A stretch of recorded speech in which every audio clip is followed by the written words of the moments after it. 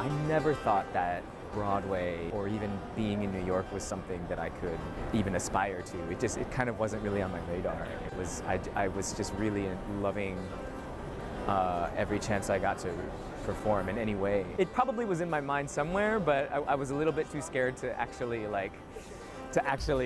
say, yeah, I want to go for it.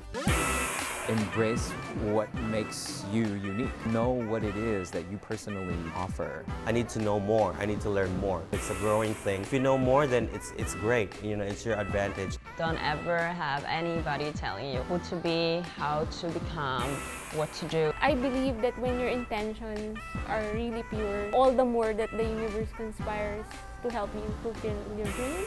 The best way to learn about culture is through food. Once you unlock the flavors of the Philippines, arts, music comes after.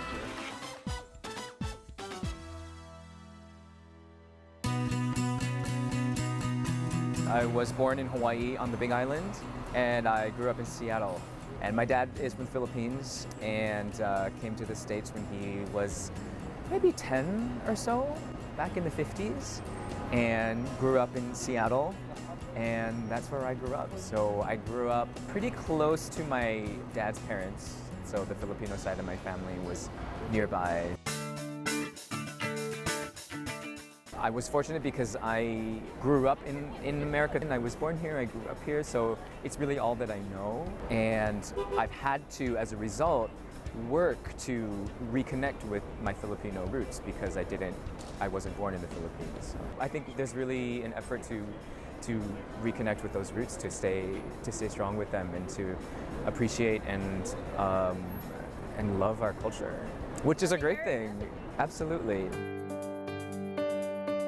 Actually, it was through connecting with the Filipino-American Student Association at my school at the University of Washington that I got some of the first opportunities to perform, because the group had all kinds of opportunities to put on performances. It was the first time I danced and sang in front of people, was in college, and so that was kind of how I was able to explore this desire that I had to be on stage. And by the time I graduated, I knew that it was something I wanted to.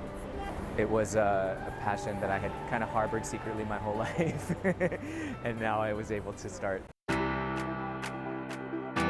After 6 years of doing theater in Seattle, I said, you know, I might as well, or I'm gonna try and move to New York. Not might as well, I was like, I'm gonna try it and see how it goes, and know that I can always come back to Seattle. But it was something I started to see.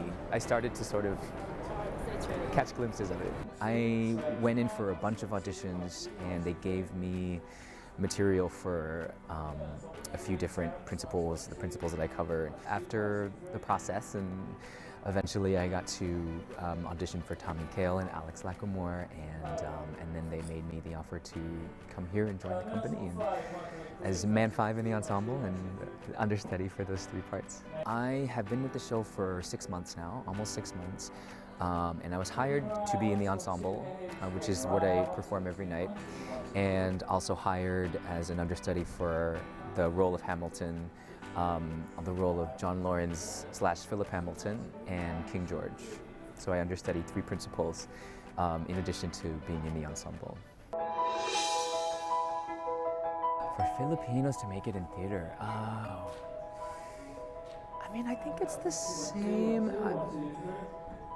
for anybody to make it in theater, to work hard, to never stop learning and improving your craft, and to be kind to everybody that you encounter. There's a lot of people that make the show happen, to just keep on working hard. So I think that's for anybody. Embrace what makes you unique, to know what it is that you personally offer that nobody else can, and embrace it and live that, and let that be your let your work come from that place, from work from there. I'm Marc de la Cruz, and I'm proud to be Filipino. Hey!